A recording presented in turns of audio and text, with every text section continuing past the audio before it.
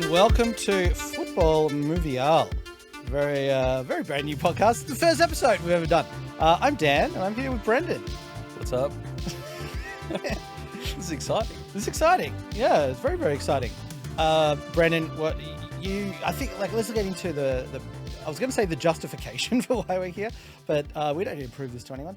The background. And we couldn't prove it to anyone. No, we can barely prove it to ourselves. That's right. More so our backgrounds here, because Football Movial, this is a podcast about football films. Some recent ones, some nostalgic throwback classics, docos, dramas, rom-coms, whatever we have. It's kind of the intersection of both of our interests in terms of football and movies. And it runs deeper than you might think as well, in terms of the list of movies. Like, I was actually staggered by how many movies there were.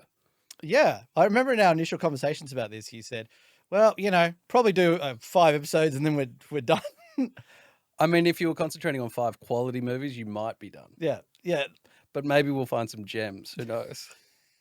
Well, that is a good point. It's like these, the point of this is not to only watch good films. It's just to watch basically anything that has a hint of football and is a movie. Mm-hmm. And that is basically the only criteria. If we can find an undiscovered classic, that would be amazing. But don't hold your breath. You're already talking it down so much before we... But that's not really the exercise. The exercise is to find the humorous gems, I think, as much as anything, as the real gems. Yeah. Like, I'm definitely looking forward to watching some, fantastic films like is it Zidane, a 21st Century Portrait? Things like that, like things that we would take a little bit more seriously. But I'm also looking forward to watching things like United Passions, very universally called the worst film ever made, about FIFA and basically propaganda for 2 hours. So yeah, and I do say don't hold your breath, but I am hopeful that there will be some things, especially as you go back a little bit. I think there will be some films that are less appreciated than they should be. Yeah, I think. Yeah. Even if it's only elements of the films, but I think we will find. I'm hopeful that we will find some things. I think so. And then as time goes on, we might even get less football. It's like, is there a frame of a football in this film? Yep, let's go for it. Yeah, we go in search of quality, and then the parameters widen. Yeah, I like that. Yeah, 100%. Yeah. I guess our background in this is that we've both been football fans for a very long time. Firstly, we've known each other for a very long time, since we were 6-ish. Yeah, about that. Well, I mean, we both were young at school as well. Like we were so maybe 5. Maybe 5. 5, yeah. Yeah, let's get that extra crucial year. Yeah, critical, yeah. And through that, we went to school together, went to the same schools. We played football together. A lot of football, a lot of futsal. A lot of futsal. Yeah. We also both studied media for our sort of year 11, year 12 VCE, which is basically like our, the final exams before you go out into the world. We both did media. We both made short films. We made a short film together as well. Since buried, but it happened. It sounds like you're responsible for burying that because I haven't been able to find it. And you seem proud of that. Mate. Well, I think you had the only copy and somehow I don't know, I think it's in a vault somewhere. If I could find it, I would love it so much. A sports film as well that we made. A sports film, yeah. So I guess like our history in this runs quite deep. It does, yeah. You also studied film. Mm-hmm. And can I say an award-winning film director? Well, everyone's an award-winning director, but yeah, that's true. No, but you won Tropfest a few years ago. Now BUT Full. Yep. Great film. Check it out. Yeah, check it out if you want. Yeah. I'm not trying to embarrass you. I mean, this is a positive Somehow I thing. do get embarrassed, but yeah. But, I think it's great. It's a good thing. Yeah, and I think like it does bring a different appreciation to films once you've made them and you realize how hard it is to make them. It does give you a little you're a little more forgiving maybe when things do go wrong. Rather than standing up in the cinema and just throwing popcorn at the screen. And that still happens, let's be honest.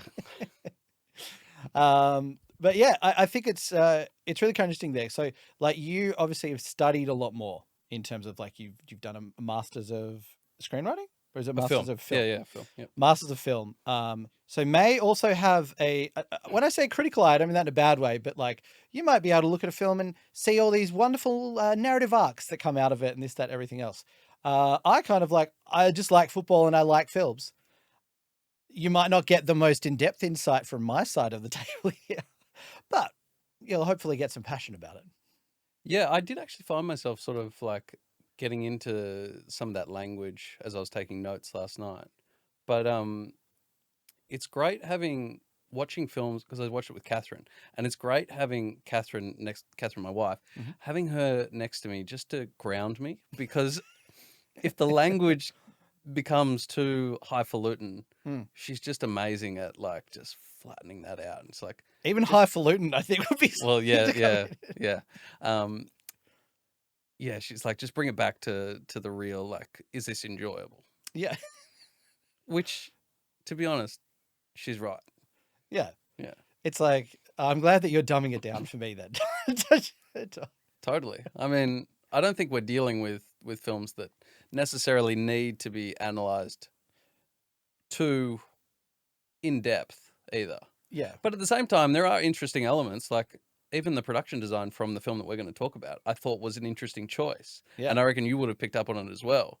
But maybe we should get into the film that we're talking about. We should. So what's going to happen is each episode we're going to talk about a film. We're going to watch the film, the day before we record. We also do have a Discord. Jump on that at footballmovial.com. And if you'd like to, feel free to watch the films along with us. So at the end of each episode, we'll say what we're going to watch for the next week.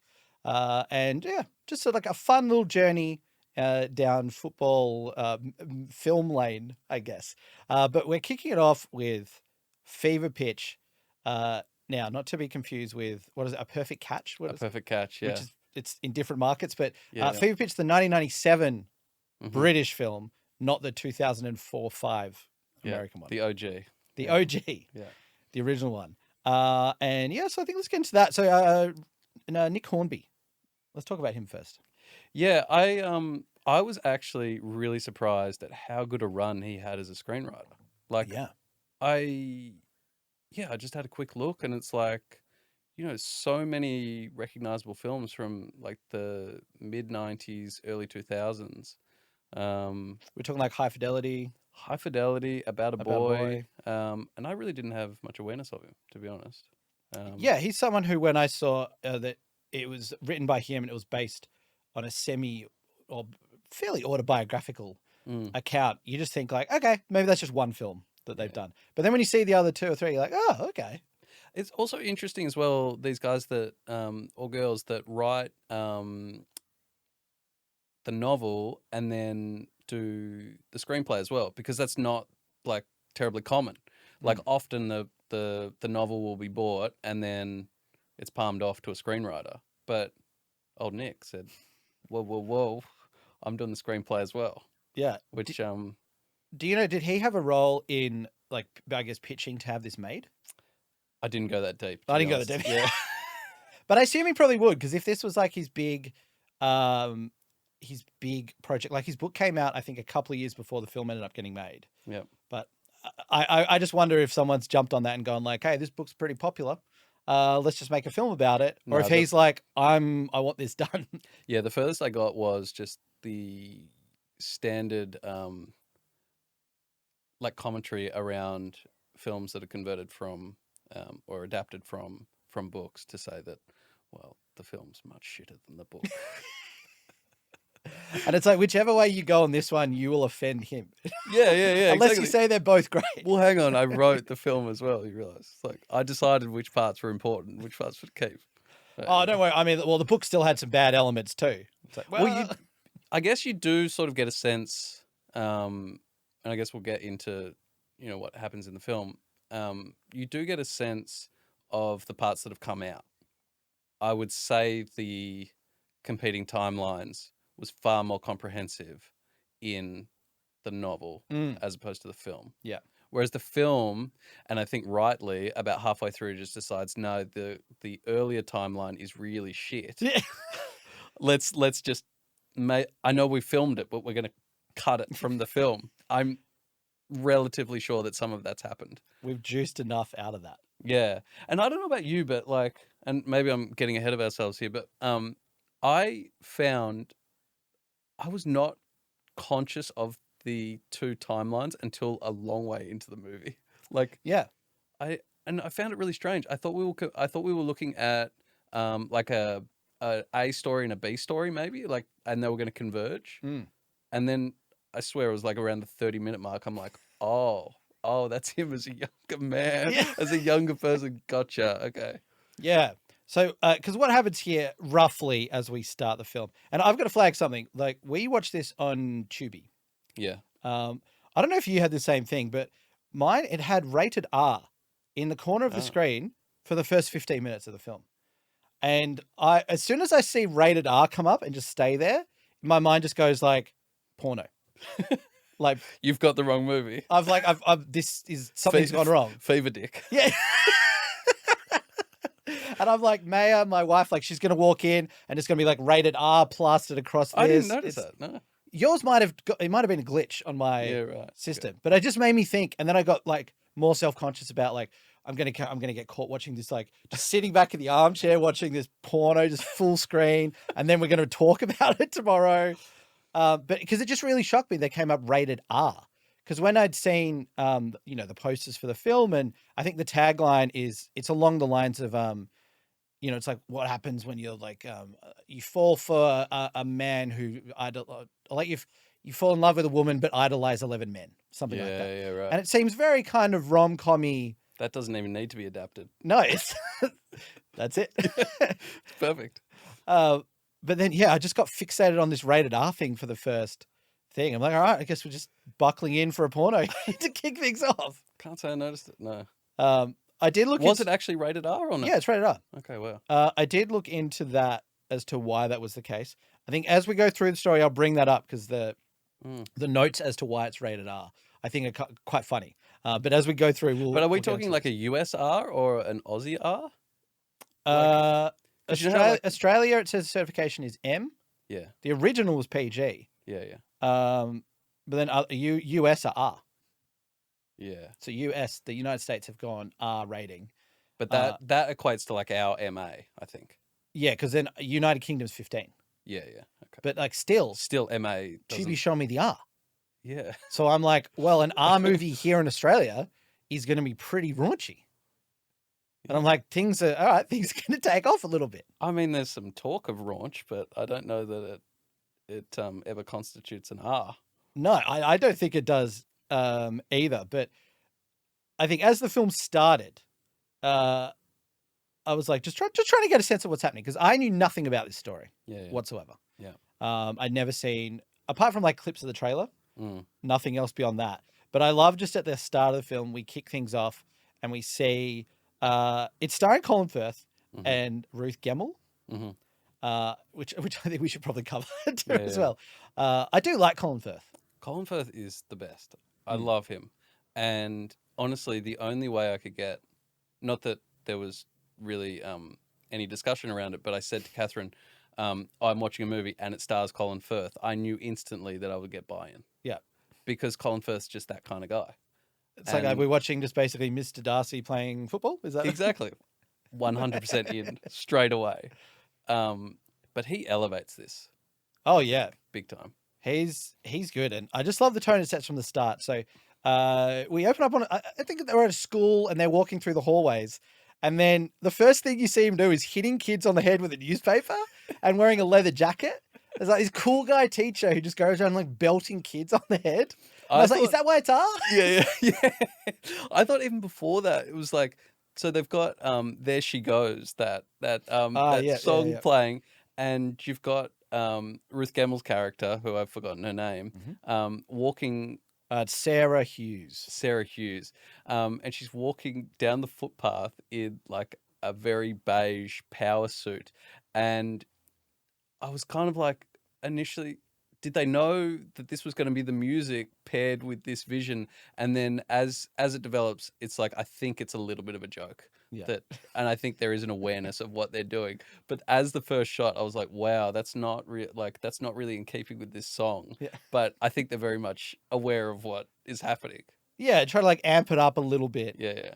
Because I feel when you first start watching it, from my perspective anyway, like I wasn't quite sure if like, is this going to be like more of a comedy? Is it more of a drama? Does it sit somewhere in the middle? Yeah. And I think like at the start, didn't really get much from that. On the timelines that you mentioned before, because I think the film might have cold opened with the younger version of Colin Firth's character, Paul Ashworth, as a kid in the diner with his dad. Yes. Talking about football. Yeah. Yep. But again, it's like, it seemed confusing as to like, are they just some kids getting ready to go to school? And then we cut to the school and see them.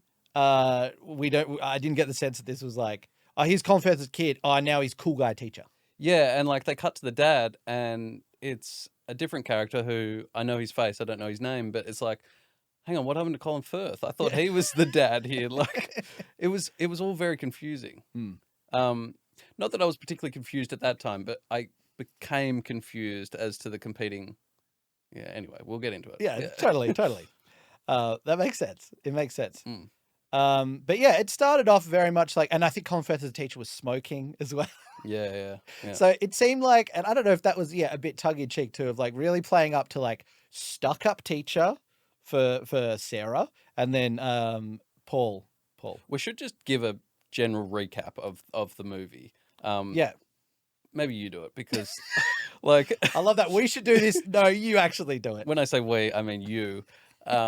Before we get too far in, because already I'm thinking about little elements that factor into the movie, but maybe give people some context. Totally. So the movie is effectively showing a football fan who is a completely fanatical fan, like hugely fanatical fan, loves Arsenal more than anything. That's Colin Firth's character, Paul. Absolutely adores Arsenal, has his whole life revolves around that. And we're sort of seeing how that love for Arsenal and that obsession, and quite toxically at times too, affects the rest of his life with his relationships, work, family, and all things like that. And we cut back and forth to sort of see how that developed when he was a kid going to the football with his dad. And then also now how that plays out when he goes to football with his best mate, Steve, played by Mark Strong. And his relationship that he has with Syracuse, who is also a teacher that he works with at the school. It's effectively a romantic comedy, I would say. Yeah, and it's set in like 1989, I think, which is when Arsenal are going for the title. Overall, so it sort of follows that story amplifying out through the film. And it's kind of the classic, opposites attract kind of relationship. And I did love the way that they introduced the two teachers. So you've got, and it was an interesting way to like convey character, I thought, like having her like hoity-toity classroom where she's trying to keep control of her kids, and then the next door is Colin Firth's classroom, and the kids are just jumping off the walls, and they all love him. It's like it's complete like mania in that classroom. And then she comes next door to say like, can we calm down the ruckus? And when they're doing that, his classroom is chanting like football chants. Like you just hear in the back and that's how he connects to his kids. And she's kind of resentful of him because he has this connection with his kids, whereas she is just very much a teacher. And we also see that from the parent-teacher interviews, which happens very early in the film too. Where we have Colin. I'm just going to call him Paul. Rather than in my head, I'm like, okay, we've got to say both names at all times. But you have Paul, who the other parents are coming in and chatting to him, and they're just talking about football with him. They're just talking about Arsenal. And then Sarah, she's not happy with that. She's getting really quite pissed off that it's like, I prepared so much for these kids and to talk about their literature grade and all this sort of stuff. And all you're doing is just talking to the parents about football and just having a good time with that. And because she doesn't have football, she doesn't have this way of connecting with both the teachers and her students. And then that becomes more highlighted once they come together. And it escalates pretty quickly. Also kind of creepily. I don't know if you thought that scene. That was bizarre. I'd never seen. And are we talking about the when he first is outside in the car? Oh, when he takes her home from the well, I mean that's where it starts. Yeah, but so I'll start with like when they she's coming out after the parent teacher interviews. He's sitting in the car. Yep. He winds the window down and he goes, "Would you like a lift?" And she goes, "You don't know where I live." And he goes, "Crouch End. It's on my way home." Creepy. I didn't actually clock that. Yeah. That's creepy. But then she just gets in the car. but before he says, "Would you like a lift?" he lets out this audible gasp, like, "Oh, not this woman," because they've had that clash previously about the noise coming from the classroom. Yeah. And then we see the scene of them both talking to their best friends about this person that is just totally detestable. But of course, we know that they're going to come together. Yeah. But I liked as well how the friend on Sarah's side, there was an amazing line, and I just loved well done by Nick Hornby, because like everyone obviously knows what's going to happen in a romantic comedy. We know that the two people that detest each other are going to come together. Yeah. So I like if the film was just didn't happen. They just hated each other, and the film was just about that. Well, honestly, I'm not sure that they ever do really like each other. But anyway, she goes, "I've seen this film before. You end up shagging on the carpet." I really liked that, because it was like Nick Hornby's realizing, well, the audience is ahead of us here. They know exactly what's going to happen, so I'm just going to call it out. Yeah. It's like, I'm just going to get my character to say exactly what the audience is thinking. Yeah. And it is exactly what we're thinking. Oh, 100%. We're like, they're going to hook up. And it's then only a matter of time. Fast forward to the creepiness in the car. Yeah, the creepiness. Yeah, I know where you live. Okay, I'm getting in. Also, it's never it's never established exactly how he knows where she lives. Yeah, she's just started there as well. Like, it may be if he saw her come out of the house as he was on the way to school, if we had that scene, but we don't have that scene. Yeah, we don't get any context at all. So he's like cool guy teacher, but then also just subtle creep.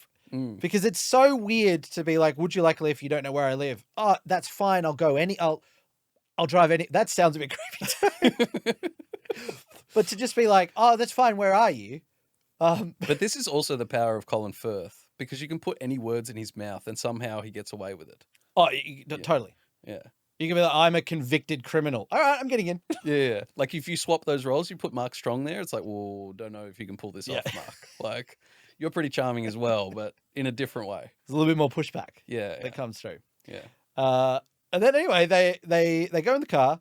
Then they make their way back to her place, and they go up, and then she just goes, "Hey, do you want to come up for coffee?" Yeah, which was so out of the blue. I mean, these two people really. There is one moment where I think she talks about how, like, her being herself, because he's expressing his affection for Arsenal, and the fact that he's more laid back. And then he says, "I think you'd have more luck with the students if you were more yourself." And then she says something along the lines of, "Well, I'm more myself, in this way, like taking care of the books and the folders." And they do have a relatable moment there, because she's like kind of honest. Yeah. And that is maybe the only sense of connection that we've seen to that point. Obviously relatable enough to be like, "You know what? I've changed my mind. Come up for a coffee." Just needed that little that little bit of hope, I think. And she's like, "Yeah, coffee, come on." Flip-flops very quickly. And then they're up at the apartment having some coffee. Well, she's making coffee. They haven't even had the coffee yet. And he's kind of standing around a bit further away. This line is far more astonishing than the invite up for coffee. Yeah. She's like, "Stay the night if you want." It's amazing. It's like, who pulls a move like that? It's gone from like 0 to 100 so fast. Yeah. And I can kind of understand, like, you get the characters which are, they're a bit of like a bad boy. Well, that's kind of hot and kind of sexy, but like, it just escalates. Yeah. So quickly, and also so calmly as well. Yeah. To jump back, this is one of the notes that I was looking into when it said, "Why is it rated R?" One of it says sex and nudity. And it says, protagonists have sex on first coffee date after very little conversation. They are shown in bed together several times without any explicit nudity or overt sex. There's something else. The key word there is without. Yeah. Yeah, that's bizarre. And then I'll say this line, even though it jumps ahead, but it says, accidental pregnancy occurs after condom breaks and plan their future family. That's the note as to why this might be rated R as like a mild That makes reference. it sound like we witnessed the condom breaking. Yeah, like we had a close-up. Not only that, I don't think they mentioned that. Did they mention the condom breaking? They mention it after. Ah. Unless I missed it, but they mention it much later. Yeah, right. From when the pregnancy happens there. But I just thought that was so interesting of like, if you're a very conservative, maybe a more conservative country like the States, and there's like, you would say this is very unchristian. Yeah. In that sense. Well, I suppose, yeah. Like middle America. Yeah, and I suppose the headmaster at the school is sort of playing that role. Yeah. You know, he's very like, he seems repulsed by the whole idea. Yeah. It's like, well, no, you can't get the job now because you've impregnated one of the staff members. Yeah, he's like, it's because we've got Ted there, the headmaster, who's like tapping up Paul for it to be head of year. Not the only one tapping. Hey, Brendan. Well, he's really, so he's encouraged Paul to get this job at the school, and Paul, who is otherwise not interested, suddenly finds out that Sarah is pregnant and thinks that maybe he should prioritize his career, I guess. Yeah. And so, yeah, it's like they've been dating for, I think at that stage, it's like 6 months or so. Mm-hmm. And they're still there's a few cutbacks to like seeing him as a kid, but it's just basically showing that he's a kid and he just loves going to Arsenal with his dad. Yeah, and this was the part that was like I found so confusing. And I know we're jumping around here, but you know, first episode, we'll get it together. And also the film does jump around a lot too. Yeah, it does. And that was the weird thing about the competing timelines, because it's like it's not really giving you any information that's relevant to the other timeline, apart from establishing his love for Arsenal. 100%. And we've already had that established right from the get-go. Yeah. Like, he talks about Arsenal all the time. Like, his kids are into Arsenal. Like, that's how they relate. Like, he's wearing an Arsenal top just about every shot outside of school, even while he's, like, coaching the little league team. Mm-hmm. But yeah, then they keep going back to this little kid, and I just kept thinking, even though like the timelines are coming up, they're saying, oh, 1972, Arsenal. I didn't clock that for some reason. You know, it comes up with a little, it would say like 1972 Reading versus Arsenal, 1972 West Ham versus Arsenal. Which I like that as a device for the timeline thing, but for some reason, I think they just needed the shot that was, and like sometimes shots become cliche because they're like critical to the audience. Mm-hmm. That shot of either him as an older man like fading into the boy as a younger boy, or vice versa. But I don't, unless I missed it, I don't think we had that. No, we definitely didn't have that. And he definitely doesn't look like a younger Colin Firth either. No, they look very, very different. Although as he gets a couple of years older, the young version, they put like a big wig on him. Yeah. It's like tries to give him Colin Firth's like mop. That's funny because Catherine said, oh, he's wearing a wig. And I'm like, why would they put a 12-year-old in a wig? There's no way he's in a wig. Oh, that'll make it clear that it's Colin Firth. That's young Paul then. That's ridiculous. Yeah, it was a bit confusing. Like, I feel like you could have started the film with the first 5 minutes, 10 minutes, I don't know, whatever, showing young Paul. You could show him going to a game with his dad and kind of have that. Like, it seemed like they went back and forth a few times just to show that he had a relationship with his dad. They went to a few games, and then one day his dad wanted to spend the day with his new family, like, because I think his parents are separated. And he's like, can we just go do something else apart from the football? And young Paul goes, no, only football. Yeah. And it's like, I didn't feel like we were really getting too much more than what we could have got in just one. I would say in the novel, there's a whole thing around his relationship to his dad. Surely, there has to be. But the dad, there's just nothing happening between that dynamic. Like, it just is. Yeah, it's quite strange. We don't learn much about the character. No, and everyone is watching it for the romance. Will they? Won't they? Like, it's not. It's cut back to see the shagging on the carpet. That's 100%. Where's this broken condom? Like, I missed it. Like, can we get a flashback to that? Frame by frame. Yeah. Yeah, Well, it's a that'd be strange interesting if they decision. were cutting back and showing us new things that then played out Mm. in the present setting. There might have been like maybe they cut back to sex ed class and there's a teacher up the front like, no, if you got a condom, make sure it doesn't break. That's one of the scenes they shut. They cut. Yeah. And they're like, but this kind of makes sense moving forward. Like if we're, and it's like, no, got to get rid of that one. Nick, the flashbacks aren't working. We need them saucier. Yeah. Okay. Well, fine. I'm just not going to write anything into them then. See how you like it then. Okay, we're just going to cut out the flashbacks halfway through the film. Done. Yeah. Yeah. So it was really quite bizarre with that. I guess we should say, like, when they found out they were pregnant, they had a little falling apart. So it played out that Sarah had gone to a game with Paul, and I think this was her first game in the terraces. And I thought the film actually did a pretty good job of showing how dangerous the standing around in the terraces were at that time in the like late 80s and before then. And I was watching that, and I did have that thought of like, I'm glad that in most stadiums now we don't have those standing zones. It felt very claustrophobic to even watching it. Yeah. And I'm not someone who's a claustrophobic person in general, but I thought that uncomfortability came through really well. And then at that game, they get the radio call, which is the Hillsborough disaster had happened. Yeah. Basically, fans got crushed at I think Liverpool Forest. Is that the Sheffield Wednesday. I could be wrong. No, I think you're right.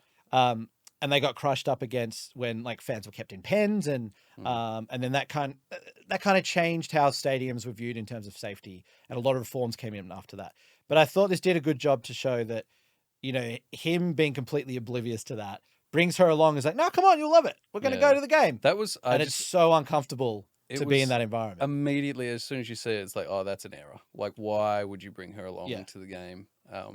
Should it like? It's just not a good environment for a first time experience.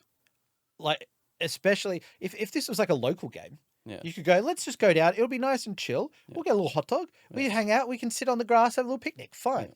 But this to go like, now come into the terraces with me, where it's just like basically bulk men just drunk and disorderly.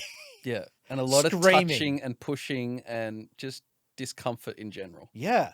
And he's shouting and he's getting, that's probably what I think the moment we first see him really start like a somewhat abusive. Yeah, it was an error on so many fronts, because it's like, one, she's going to see you like this. Two, you're putting her in a very foreign situation to her, like potentially a little bit like dangerous. Yeah. For someone that doesn't know, like, you know, if you don't know to brace yourself, like when a goal comes or whatever, you're going to get stampeded. Like, totally. Yeah, it was just a strange decision.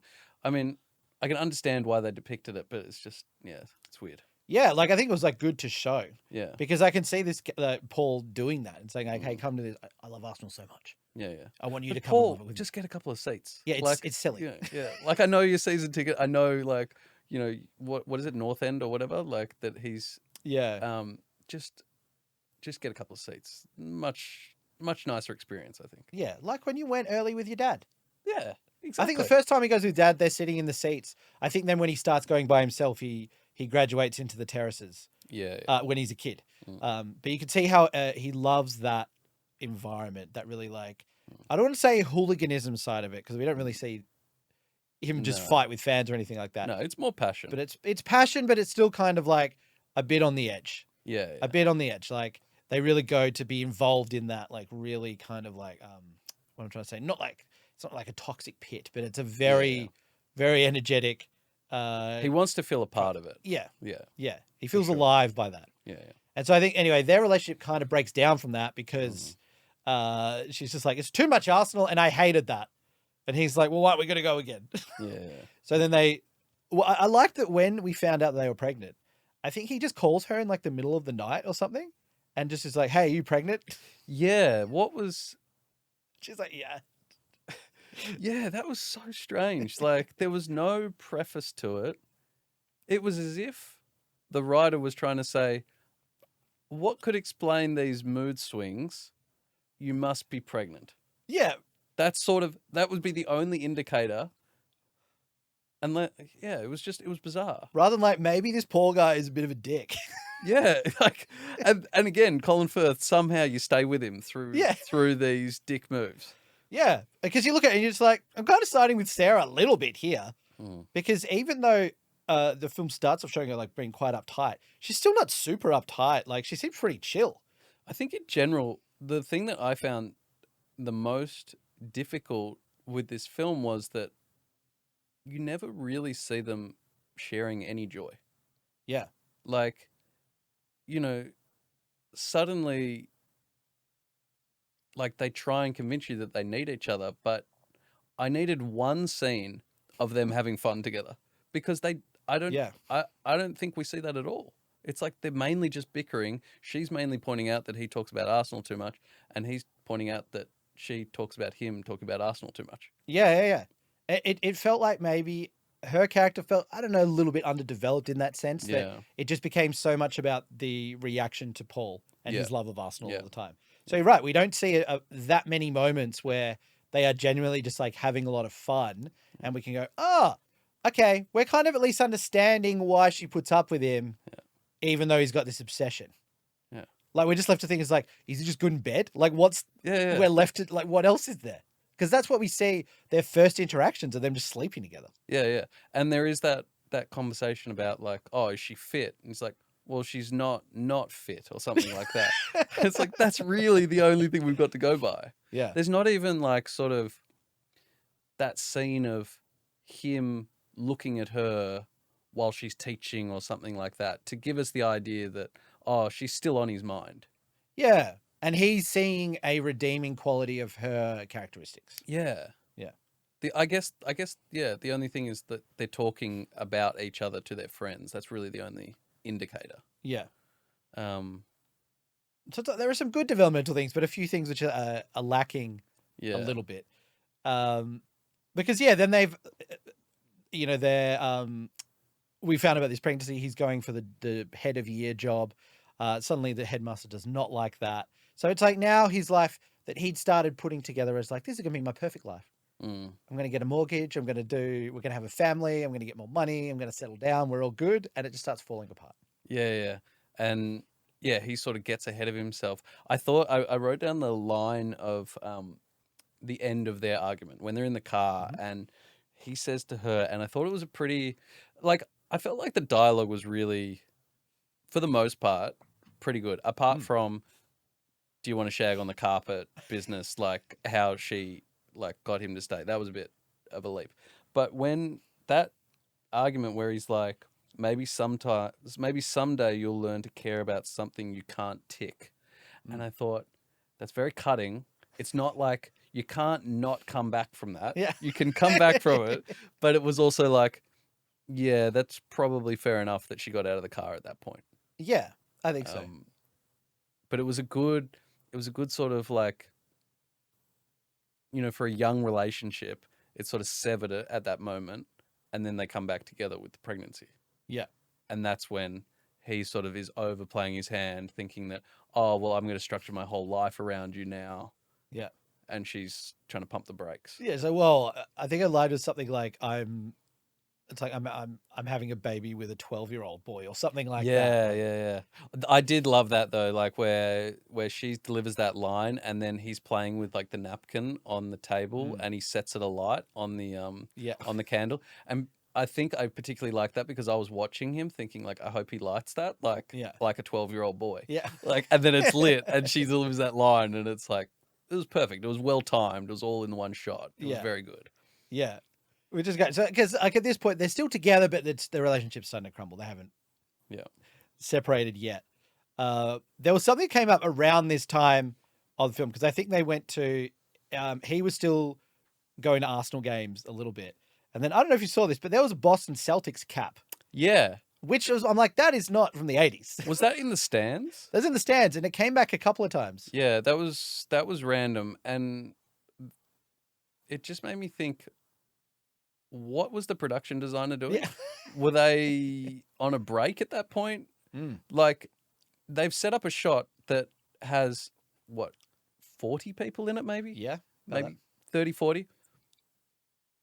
And the guy with the Boston Celtics hat is literally like a row behind. Yeah.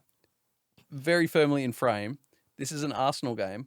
Couldn't we put him in an Arsenal hat? There's like a sea of red, and then this green boss that tells this guy. It's like you're looking at Colin Firth's beautiful face, and then just to the side, and it's just like, it's just very weird that it's like, oh yeah, we better just chuck that in. Oh, that extra. Oh yeah, just go up the front with your giant green hat. I just can't imagine a scenario where you don't tell that guy to take that hat off. Yes. Like, we're at a football game, don't wear an NBA hat. It's just bizarre. No, that extra is the best. And he's contractually obliged if that he has comes to in wear the hat. Okay, right. Just don't. He doesn't like costume. We can't raise it with him. That's Nick Hornby's son. That they're like, Dad, I'm fine. I'll be in your movie, but I got to wear my Boston cap. I bet Nick Hornby watched a rough cut of the film, and he looked at that and just went, "Oh, for fuck's sake! Like, come on!" Like, Trevor, this is why you're not getting in the will. Yeah, seriously, just ruining everything. But yeah, it's around here that they break up, and I think at this stage, like Arsenal are looking like, I think they were looking like they were going to charge towards the title, start faltering a bit, and then poor Paul, he just can't deal with that. And he starts taking it out on everyone. And I thought this was where I wanted to see a little bit more from Sarah's character, in terms of the writing of it, because they have this big sort of argument where he's like, I think she's like, it's only a game. And he's like, it isn't a game. It's 18 years I've been waiting. This. You probably haven't been waiting for anything for that long in your life. Oh, blah, blah. And she got quite upset. Well, not upset with that. She got a bit angry with it. But I was like, can we not see, like, is there something she's been waiting for this long? I don't know. Maybe she's wanted to have a kid her whole time. Like, something else is happening in the plot. But it just felt it was another moment to see him becoming brattier. Yeah. And then her kind of being like, well, I'm fed up with this. Yeah, and it very much, it feels like she's just a nuisance, the way that they write it. Because they don't show her with any other interests. And it's like the only other interest that she has is occasionally turning the TV on to see if Arsenal might feature like in the news or something. Yeah. And it's just, you can tell that the movie's written by a guy. Put it that way. Totally. It's just, it's like, it's so Paul centric. Yeah. And I get you got to write it from your perspective, but giving her no extension beyond the classroom and him, it just feels very much like he's written the character only from like what he's seen. I don't know, which I guess is all you can do, but like, surely there was more. There must have been. Yeah.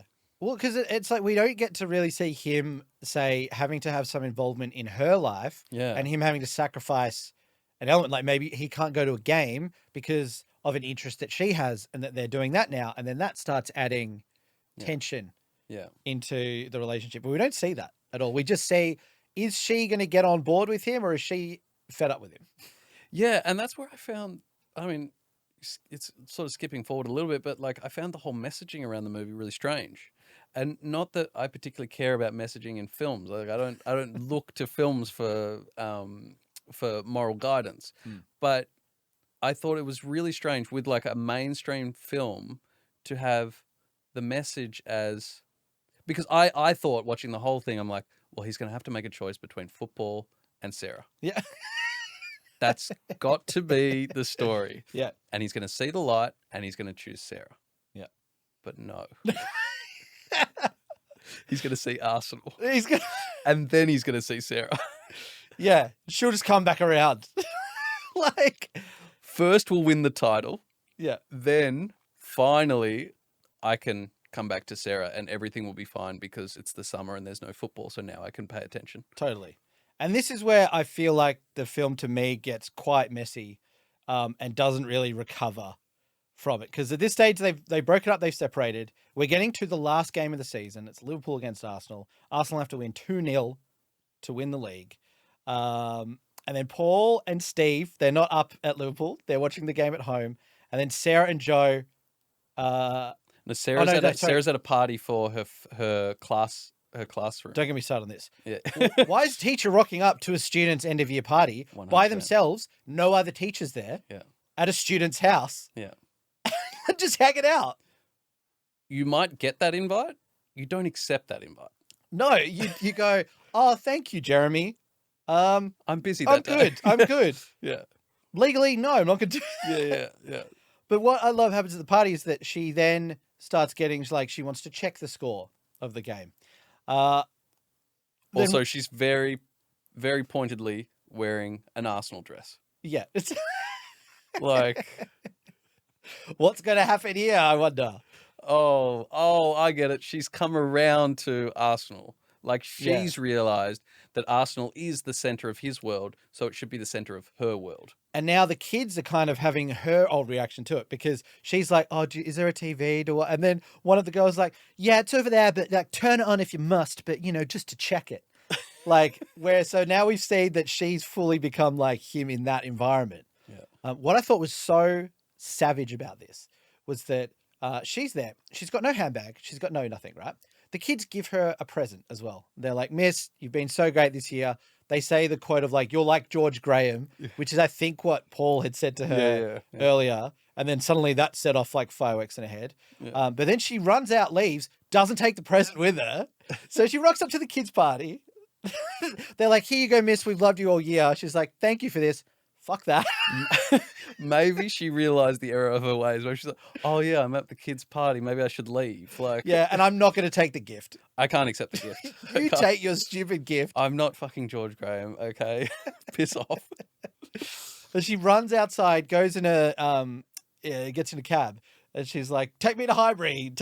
I want to see what it's like there right now. Yeah. That's a great exchange with the cabbie where he's like, I can't go to Highbury because I'm meant to be watching the game later. And if I go to Highbury, I'll know what the score is.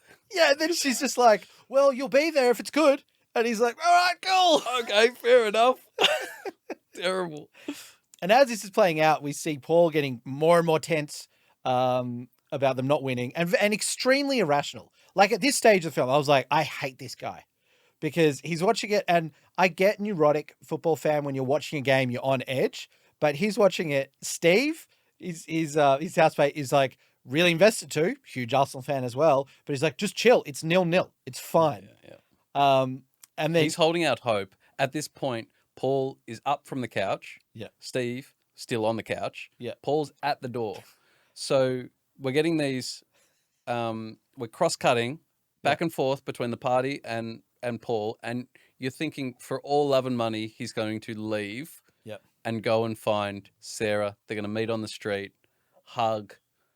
The result will be what the result is. Yeah. He doesn't care anymore. He's seen the light. He just wants to go get drunk. That's not what we're doing, Dan. That's not what we're doing. No. Nick submitted that version. And they said, Nick, I don't like the messaging here. Women are not more important than football. Yeah, yeah, come on. You can't have that getting out. Get back to your roots, Nick. Yeah. Go to the pub. Yeah. Which is why it just, again, felt so disjointed that they're not like, okay, she's going towards him because he lives near Highbury as well, right? So she's going towards him at this moment. He's just trying to get away from Arsenal. Like you said, it's not him going towards her. It's not like this moment of that. It's like he's just had enough with Arsenal and he wants to go get drunk. She's had enough of like not loving Arsenal and now wants to be in on it. Suddenly watching Arsenal has given her this real emotional compulsion to go and find Paul. Yeah, 100%. That seems to be the... My note from around this point of the film was like, Paul is very mentally unwell. Like, I was like, this is not just like a passionate fan at this stage. Like, this is someone who's got some serious issues and it's very, very toxic. Because then Sarah rocks up and rings the doorbell and tries to get in. Yeah. Which is the point where if you were still invested in Paul, you're not going to be. This I found like the most uncomfortable part of the whole film. Terrible. Because he goes over to the window, leans out, and he shouts. Well, what does he shout? He goes, fuck off, you fucking... And he unloads. Now, he doesn't know that it's Sarah. He doesn't know. He's just like, the fact that anyone is ringing his doorbell. Yeah. But I'm like, this is huge anger issues. Like, I get a tense moment. You might shout and be like, no, well, watch, go away, go away. I get that. Yeah. But to go like, he's dropping F-bombs. Fuck off, you fucking, like, he's lost really. He's lost the plot. And that I was just like, oh my goodness, Yeah. this guy is unhinged. Yeah. Like this is Yeah. wowzers. This is just unbelievable. Yeah. This reaction. And we can't come back from this. Like, you've yelled No. this obscenity, even if you didn't know it was her. You're not coming back from this. No. And you're staying for the game. Like, Yeah. So the game culminates with what was his name? I didn't Michael Thomas. Michael Thomas scoring the winner in injury time. And Yeah. this all happened. I actually Yeah. wasn't aware of the whole, which made the film more exciting, I guess, because I didn't really actually know the culmination of the title, which is pretty epic. It was interesting. Michael Thomas, like, if you're Michael Thomas watching this film when it comes out, he gets digged out unnecessarily. He does, yeah. For a plot point. Yeah. So they're like previous times in the film, you've got various characters, even supplementary characters, like one of Paul's students and his mum. Yeah. They're just chatting about, like, she's like, oh, I like that Michael Thomas. And he's like, oh, he's shit. It's just a drive-by. It's just an absolute drive-by. Like, it's not even, like, not critical to the story at all. Yeah. But I guess they figured, well, we've got to establish him somehow. Like, he's going to score the winner. We better bring him in. Yeah. And maybe he was. Maybe he was really crap, and that was his day that he delivered. Yeah. I just feel it's like you've won a league title. If, I don't know, his self-awareness, maybe he's just proud of his career. But then this film comes out and it's just a few characters just having digs. Oh, he's shit, that guy. And it's just like, all right. So he scores the winner in injury time. Yeah. And everyone pours out into the streets around Highbury because they've won the title. Yep. And it's pretty epic. And Paul is one of them. He goes out onto the street with Steve. At this point, Sarah has arrived in her cab down the other end of the street outside Highbury. Yep. And they're all celebrating together. This old man comes up and kisses Sarah. I thought it was getting a bit weird then again as well. It was. Like, you just have, because another guy came up, picked her up and gave her a kiss on the cheek. Yeah. And I was like, well, I don't know about all this. Yeah, it's a bit weird. It's a bit weird. Like, for her to be like, I'm back here to embrace this. Yeah. And I get celebrating, but like, I don't know. And you could go, different time back at the end of the 90s, whatever. But still, I feel like if I was celebrating, like if Spurs won something and I was at a place where people were there, I'm not going up to women and kissing them on the cheek or picking them up. No. I think that's weird. No. And I think, like, and of course she's in her Arsenal dress, this amazing red and white polka dot Arsenal dress. And yeah, it is. It's just bizarre. It's just like random guys coming up to her. And she's all embracing it because she just looks like part of the crowd because of her dress.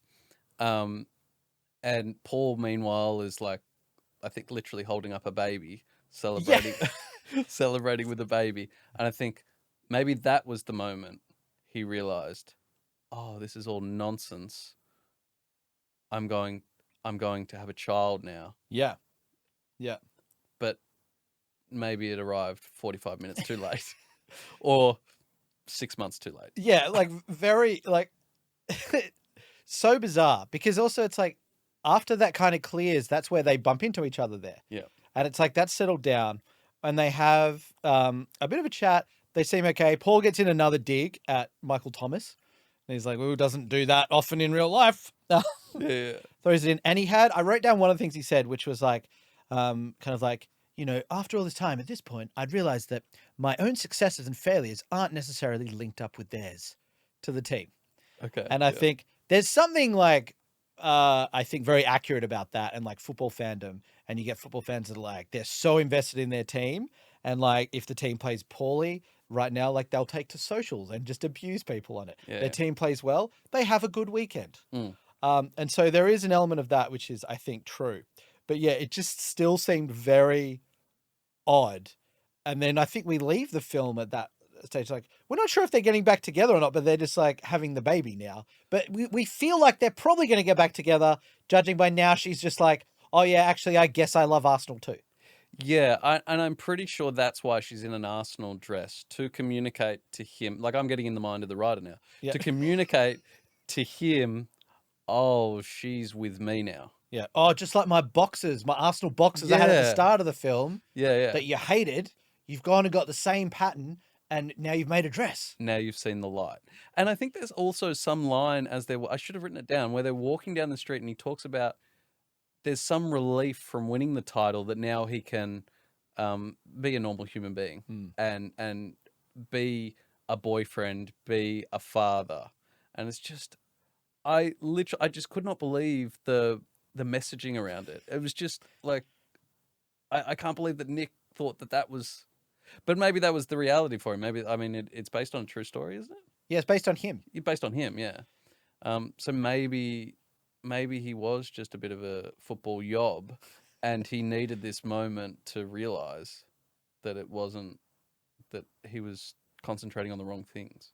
Yeah, and like I can kind of get that from a personal perspective. If someone is going, for me personally, my team has won this thing, and now I've actually realized I feel good, but I actually don't feel as complete as I thought I would have these last 20 years. Yeah. I get that. But for that to be the message at the end of the film, and to have your girlfriend or ex-girlfriend or, mother of your child now, who's like now coming back into things, again, it just felt a little bit clunky, because it's like he didn't have to really actually give up anything. No. It's like he got to be an absolute psychopath, a full-blown psycho.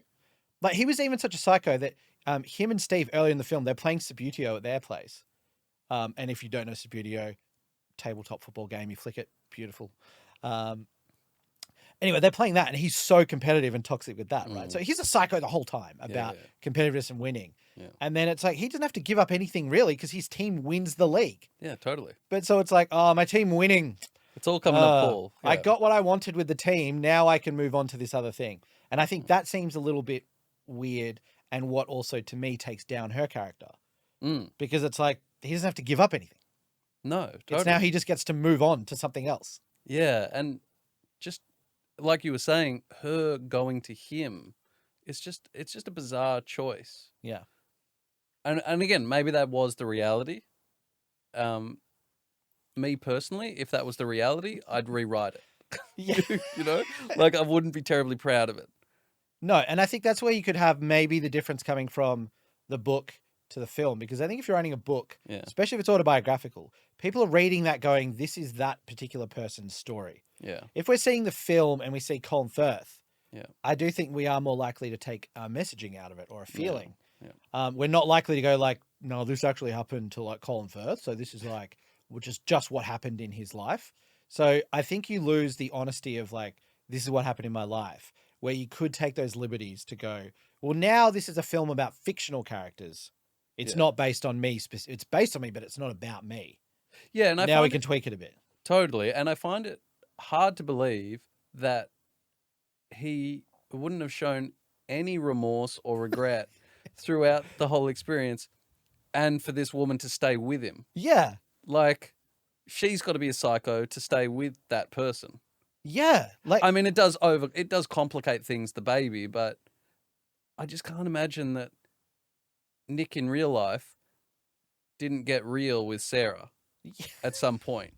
Even if it's right at the very end where he says, I can't believe that, I've put everything into Arsenal. I should have been paying more attention. Yeah. We don't get that at all.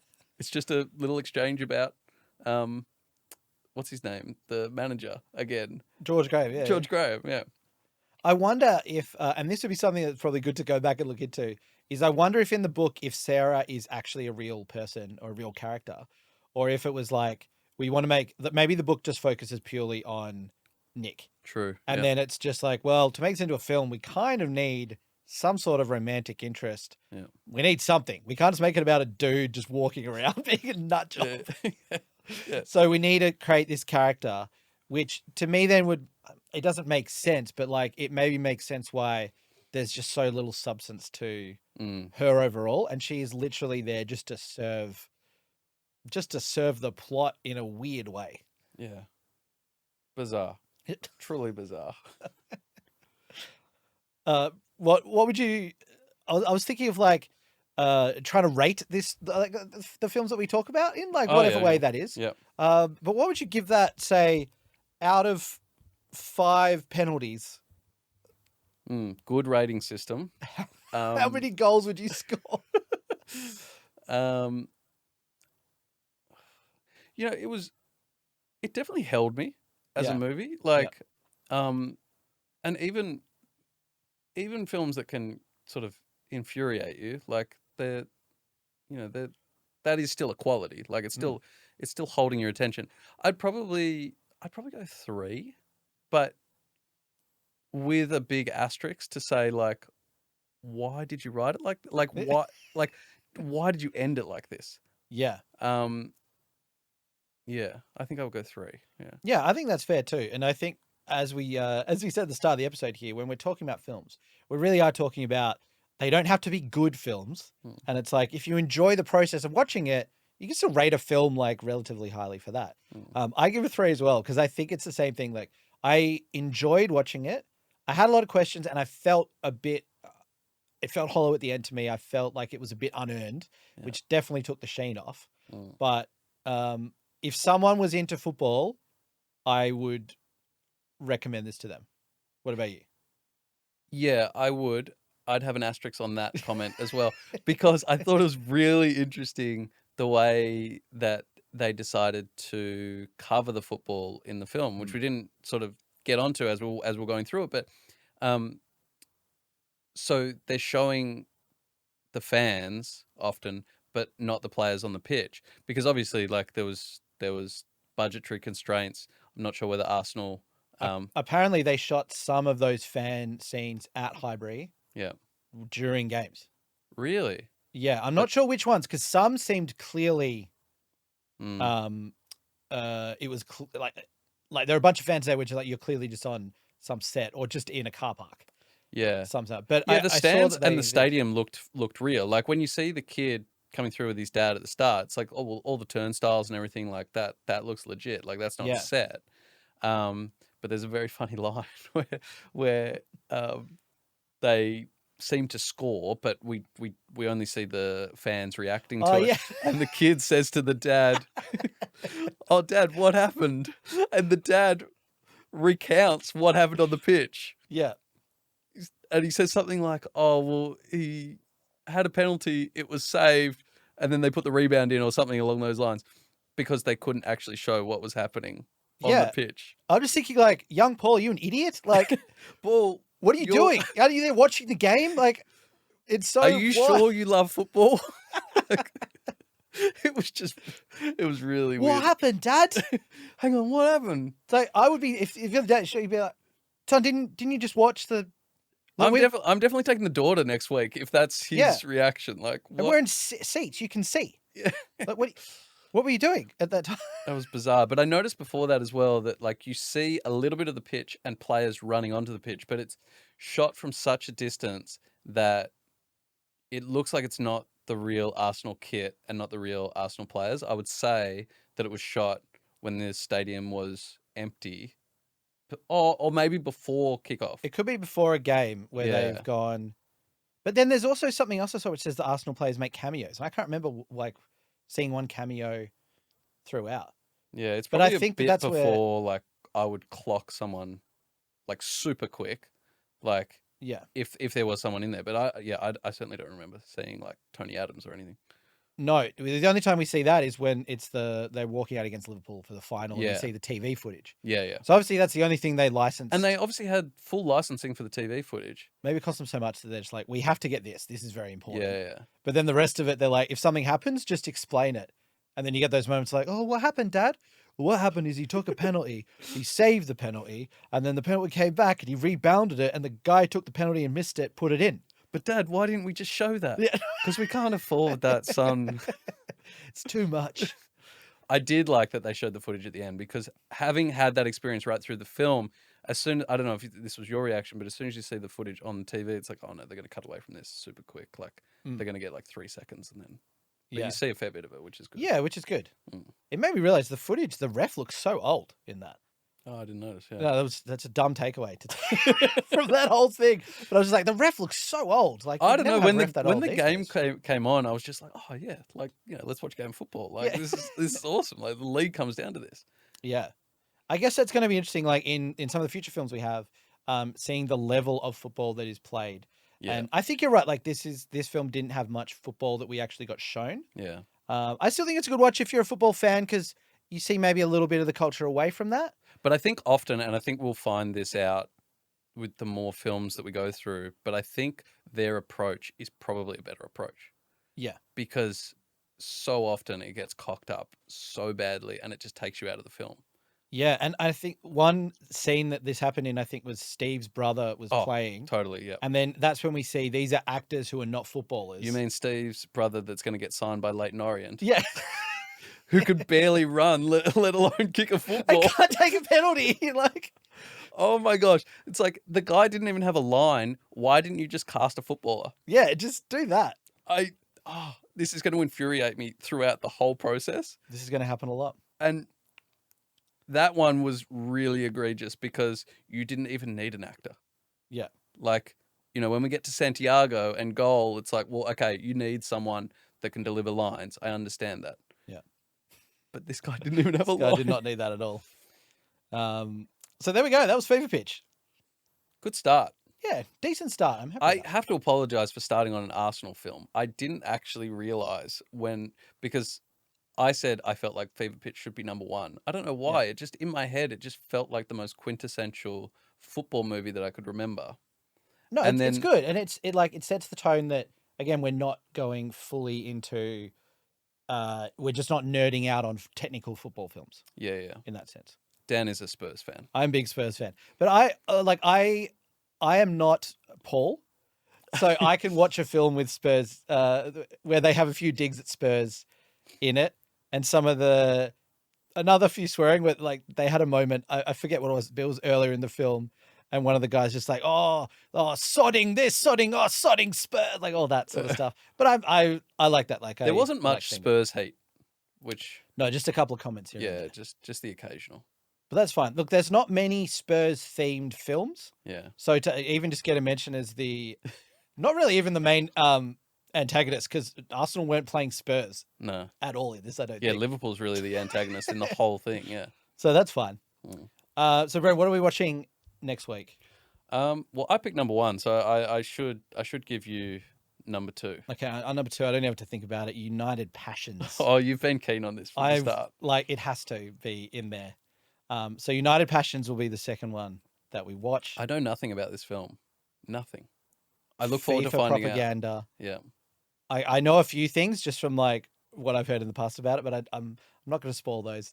If you want to watch United Passions, if you haven't seen it, I don't know where you can find it. That's what we're going to have to find out. But watch that, and next week we will be chatting about United Passions and keep it going. Join us on the Discord, footballmovial.com. Thank you for joining us today. I've been Dan. Thanks, guys. I've been Brendan. And the Golazzo.